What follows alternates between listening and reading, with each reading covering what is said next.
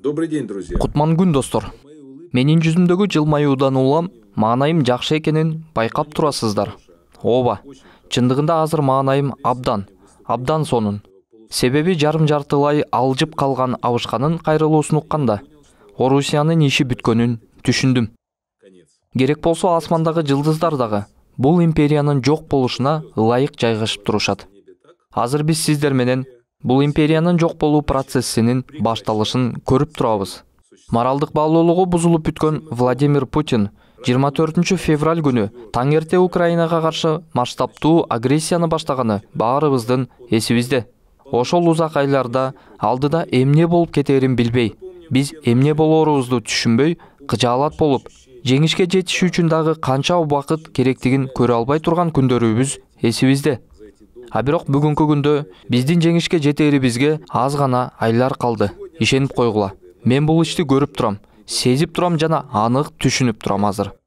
Дүйнөдөгү экинчи эң күчтүү армия, ага мындай аталышты ким бергенин билбейм, Украинанын баатыр аскерлерине каршы салгылашууда жеңилди.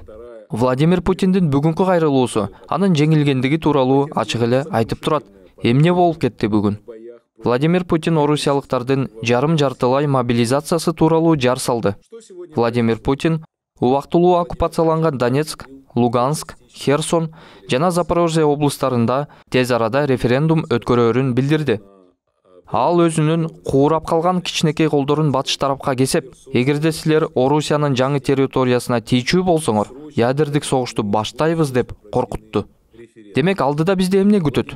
Жакынкы күндөрү убактылуу оккупацияланган Херсон, Запорожье, Донецк жана Луганск облустарынын айрым аймактарында Украинанын куралдуу күчтөрүнүн катуу чабуулу башталат.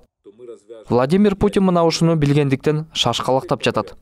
Бирок ал Украинанын куралдуу күчтөрүнө каршы эмне кое алат? Эч нерсе деле кое албайт. Алгач чоң сумманы сунуштаган аскер келишимдери аркылуу бул согуштан акча тапкысы келгендерди жалдап жатышты. Бүгүнкү күндө Украинанын территориясында 55 миңден ашык орус аскери өлтүрүлдү. Мен бул сөздөрдү азыр бизди көрүп отурган орусиялыктарга сүйлөп жатам. Дагы бир жолу кайталаймын. 55 миңден ашык орус аскер кызматкерлери өлтүрүлдү.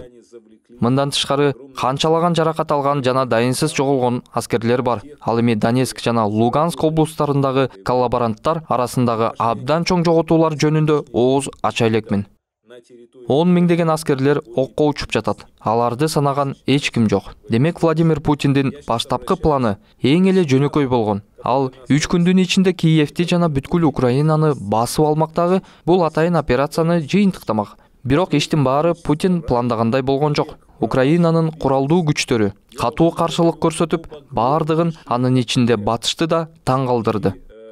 Украинага күчтүү курал берелиби деп ойлонуп турган батыш, ал ой жүгүртүүсүн токтотуп Путинге жана Путиндик Орусияга каршы фронтко чыкты. Америка жана Европанын өнүккөн курал жарактары эр жүрөк жоокерлерибиздин колуна тийгенде баарынын жаагын жап кылган жыйынтык берди. Бүгүн биз басып алган аймактардын картасындагы өзгөрүүнү байкадык. Харков облусуна катуу чабуул коюлганын көрдүк. Аталган аймак дээрлик толугу менен орус баскынчыларынан бошотулду. Ошондой эле оккупацияланган башка аймактарда жана Крымда чабуул даярдалып, тыкыр иш жүргүзүлүп жатканын байкап турабыз. Мына ушул себептен улам Путин шашкалактап жатат. Ал тез аранын ичинде референдумдарды өткөргөн соң Херсон, Запорожье, Донецк жана Луганск облустары мындан ары Орусиянын аймагы экенин жарыялайт. Эгерде Украинанын куралдуу күчтөрү Орусиянын жаңы аймагына чабуулун улантчу болсо, ядердик куралды колдонобуз деп бүткүл дүйнөгө жар салат. Путиндин болгон айлакерлиги мына ушул эле. Ал эми аскерлер, офицерлер эмне кылып жатышат? Адегенде алар акча табууну көздөп контракт түзүп жатышкан. Айрымдары акча таап жетишти. Жетишпей дагы калгандары болду. Кимдир бирөөнүн ата-энесине баласынын ордуна аппак Лада Калина келди. Маркум баласы кыялдангандай.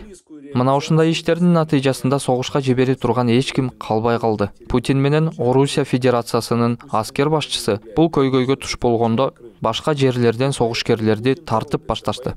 Алгач Сириядан, Өзбекстандан, дагы башка жерлерден, бирок иш ойдогудай болгон жок.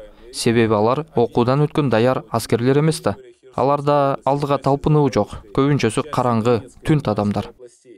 Эми эмне кылабыз деп отуруп калганда алар түрмөлөрдү кыдырып жөнөштү. Бирок түрмөдөгү адамды согушка жиберүү дегенди түшүнүү өзү кыйын. Аны окутуш керек, үйрөтүш керек. Мунун баардыгы көп эмгекти талап кылган иш.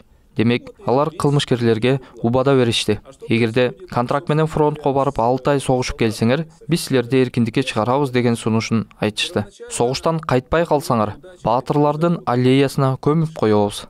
Шаарыңарда баатырлардын аллеясы жок болсо, дагы башка бир сыйлуу жерге көмөбүз. Эркиндикке чыккысы келген адамдардын катарына кошулгула дешти. Ал эми кылмышкерлер эмне кылмак эле? Өз өмүрүн тобокелге салып, кайнап турган согуш талаасына ошолор кирмек беле? Кылмышкерлер курал көтөрүп согуша турган адамдарбы? Андан көрө фронтко чыккандан кийин байкатпай качып кеткени же колго түшүп бергени жакшыраак болуп жатпайбы? Айтор эмне үчүн согушуп жатканын түшүнбөгөн, мотивациясы жок армия.